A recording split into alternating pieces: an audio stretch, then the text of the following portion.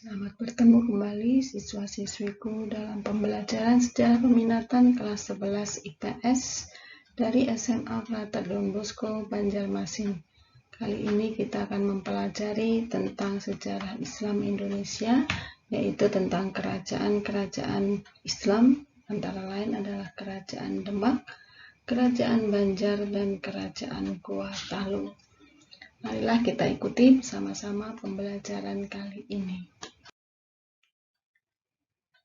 Di sini Anda membahas tentang kerajaan maritim Islam di Indonesia. Yang pertama adalah tentang Kerajaan Demak.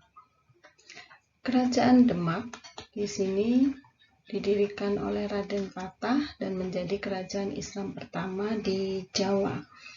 Kerajaan Demak ini pada awalnya merupakan di bawah kekuasaan dari Kerajaan Majapahit.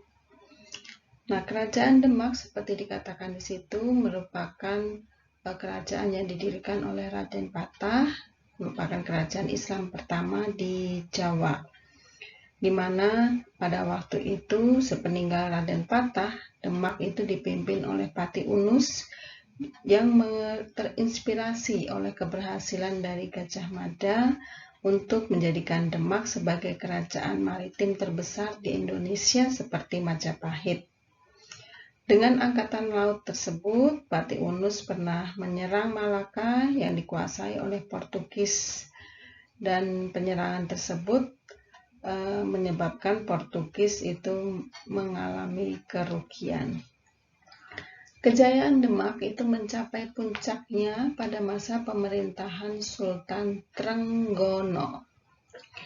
Nah, jadi pada waktu itu Demak meliputi sebagian besar pesisir utara Pulau Jawa dan dalam perkembangannya meluas sampai ke wilayah Kalimantan Barat, Kalimantan Selatan. Nah, Kerajaan Demak itu mulai mengalami kemunduran ketika Demak itu dilanda perang saudara antara Pangeran Prawoto dan Arya Penangsang. Nah, akibat dari adanya perselisihan tersebut, Kerajaan Demak itu menandai keruntuhan kerajaan maritim yang ada di Jawa. Nah, sejak saat itulah kerajaan di Jawa itu mulai meninggalkan kegiatan ekonomi berbasis maritim dan mengembangkan ekonomi agraris di wilayah pedalaman. Nah, sedangkan kehidupan ekonomi Kerajaan Demak di sini tergantung pada perdagangan maritim dan agraris.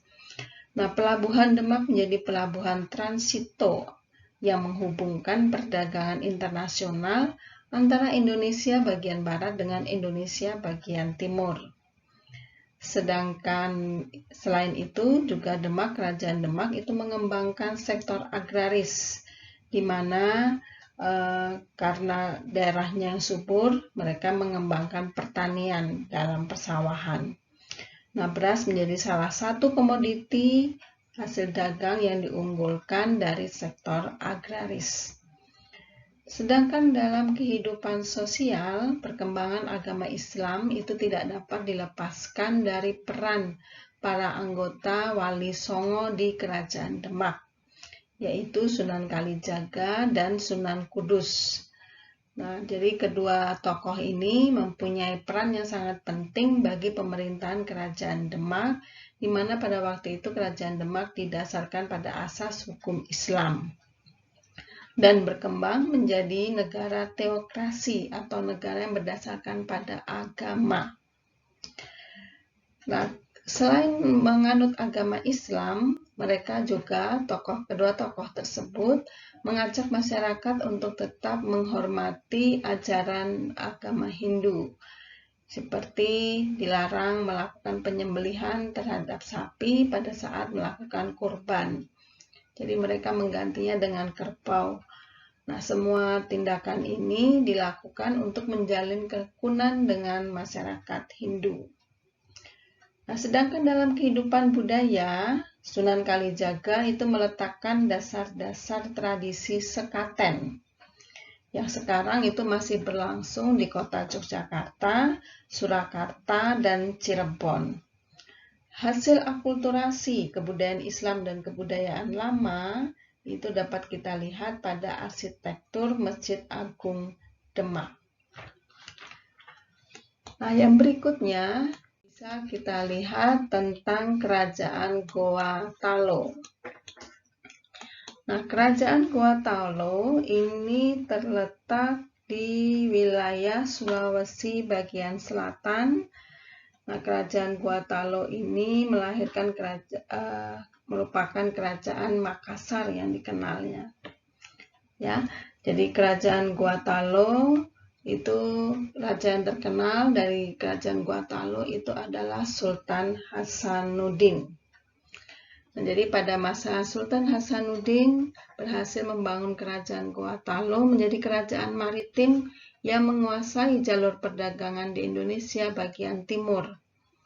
Sultan Hasanuddin sangat menentang tindakan VOC untuk melakukan monopoli perdagangan rempah-rempah di Indonesia bagian timur. Upayanya tersebut menimbulkan kemarahan VOC, sehingga pada tahun 1666 VOC mengirimkan armadanya ke Makassar. Nah, pemimpin armada tersebut adalah Cornelis Pilman yang kelak menjadi Gubernur Jenderal VOC. Armada perang VOC ini mendapat bantuan dari Arupalaka. Jadi Arupalaka itu merupakan Raja Bone yang merupakan musuh dari Sultan Hasanuddin. Nah, Sultan Hasanuddin itu juga mendapat julukan sebagai ayam jantan dari timur karena dia melakukan perlawanan yang sangat sengit dengan VOC.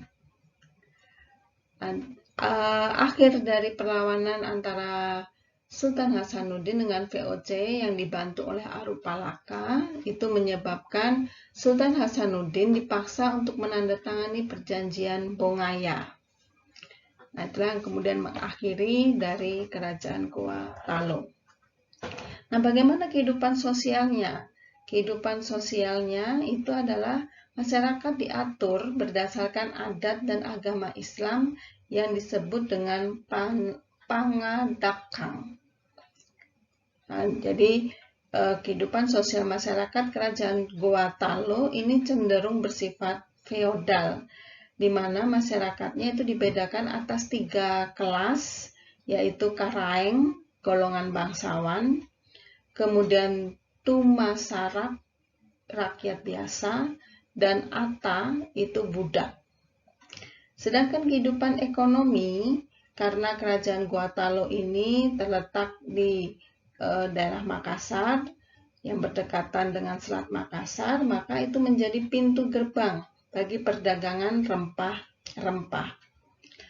Nah, pelabuhan Somba Opu itu berkembang menjadi bandar transit yang menjadi penghubung antara jalur perdagangan Malaka, Jawa, dan Maluku. Sedangkan kehidupan budaya, masyarakat Kerajaan Goa Talo berkaitan dengan perdagangan dan pelayaran.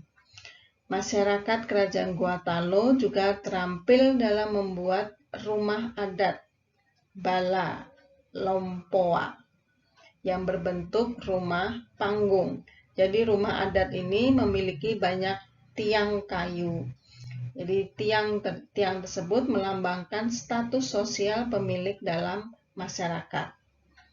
Nah, seorang bangsawan atau Karaeng itu bertiang paling banyak, sedangkan Ata itu bertiang paling sedikit.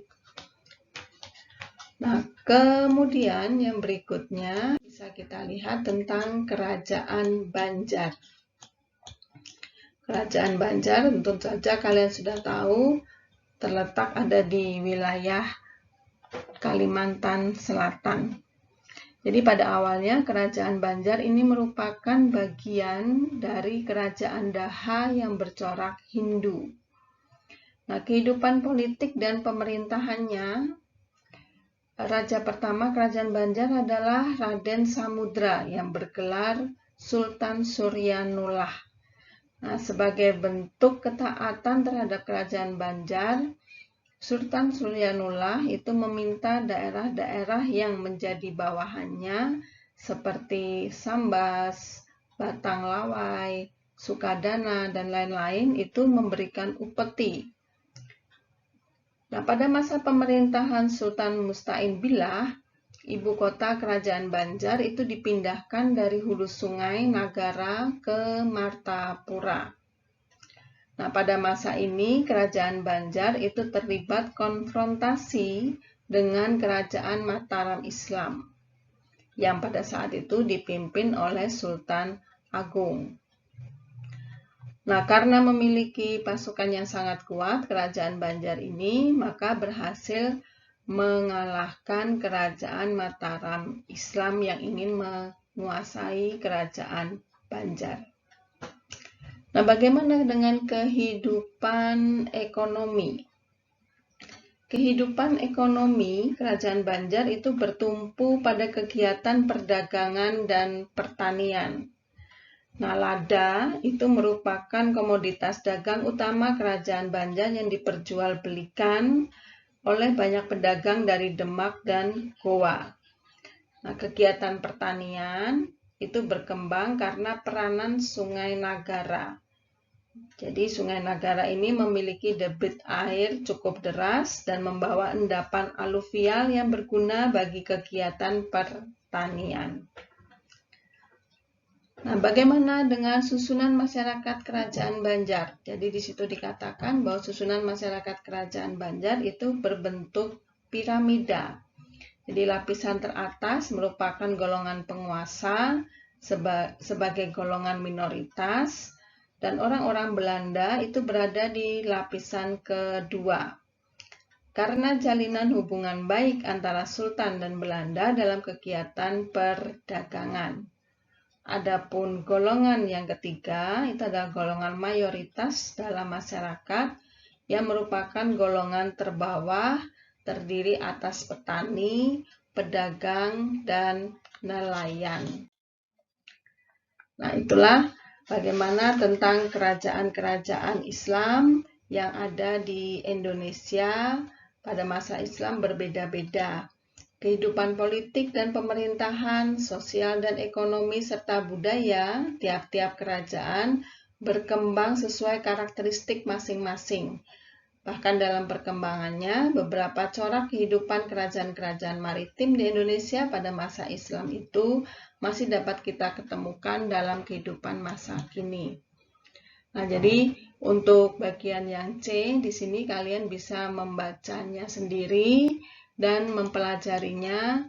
Kemudian akan kita bahas bersama-sama dalam pertemuan Gemit dan akan menjadi pertanyaan bagi kalian supaya kalian dapat mempersiapkan dengan baik ya pembelajaran tentang bagaimana pengaruhnya agama Hindu Buddha di Indonesia, kemudian pengaruhnya agama Islam di Indonesia dan yang berkembang sampai saat ini. Nah, jadi pengaruh kerajaan Islam dalam bidang pemerintahan bagaimana, ekonomi bagaimana, kemudian dalam bidang seni budayanya bagaimana. Nah, itu bisa kalian cari literasinya, kemudian kalian bisa membahasnya nanti di dalam pertemuan Gemit ini. Ya, semoga dengan pembelajaran ini kalian bisa menambah wawasan tentang Islam. Semoga tidak ada silang pendapat tentang masuknya agama Islam di antara teman-teman kalian. Sekian, terima kasih sudah mendengarkan penjelasan yang singkat dan kalian dapat mencari informasi yang lebih lengkap lagi. Sampai bertemu kembali di pembelajaran berikutnya.